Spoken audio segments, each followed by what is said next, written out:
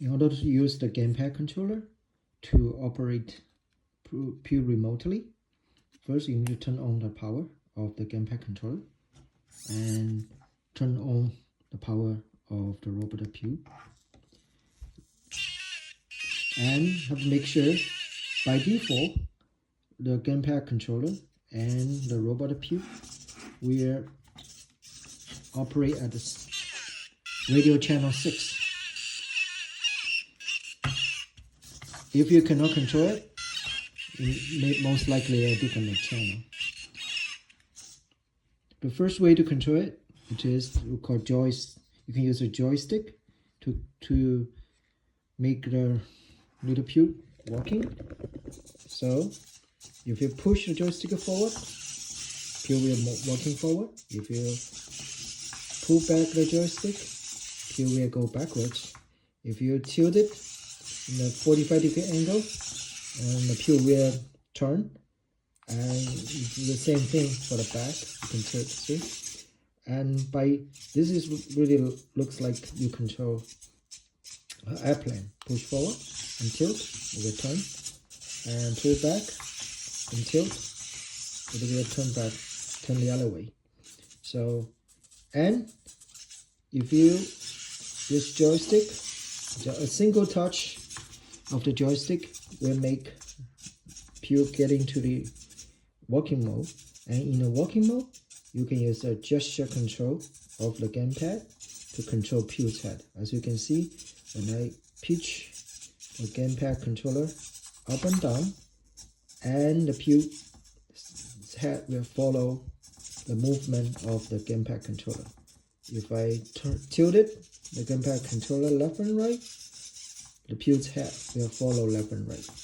And as a little trick, if you pitch the gamepad controller really high, Pew will sneeze. So that's a hidden feature. Okay, so and if you press, there are 4 buttons here: B1, B2, B3, and B4. When you press button B1, Pew will get into the autopilot mode. In the autopilot mode, Pew will use the sonic sensor to detect objects and try to avoid it. For example, when I get into this, press button 1, and the Pew will start to work. As you can see, Pew is smart enough to find a pathway to avoid the obstacles. And if you want to exit the autopilot mode, you can just push the joystick and you have the Pew's remote control mode back. Now you can manually control it now. And so in the exploring mode, if you press any button, and the Pew will get out of the autopilot mode. And the other control mode is called B2, which is a jump button. If you hit it, press once, Pew will jump, which is useful when you play soccer with Pew. The next button is called kick button. So when you press the button once, Pew will try to kick the ball. So you cannot press this button very fast, otherwise the Pew cannot kick things properly. So he won't respond to a kick command until the last kick command is finished. Same thing it is for the jump. If you press the jump button, it will not respond unless the jump finish. And the most magic button is the dance. If you press B3 button, Pew will enter the dance mode. As you can see, you cannot control how Pew is dance because Pew will detect music tempo and try to blend his move pattern into the musical beats. And he has a bunch of dance mode.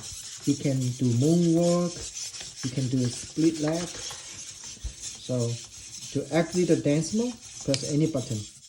He will go to return most likely, the most effective, you just push the joystick and the Pew will go back to your remote control mode. Basically, that's the fundamental control of the Pew. And there's another secret button. It is called logo. In this logo button, so when you press it, it depends on what Pew is doing.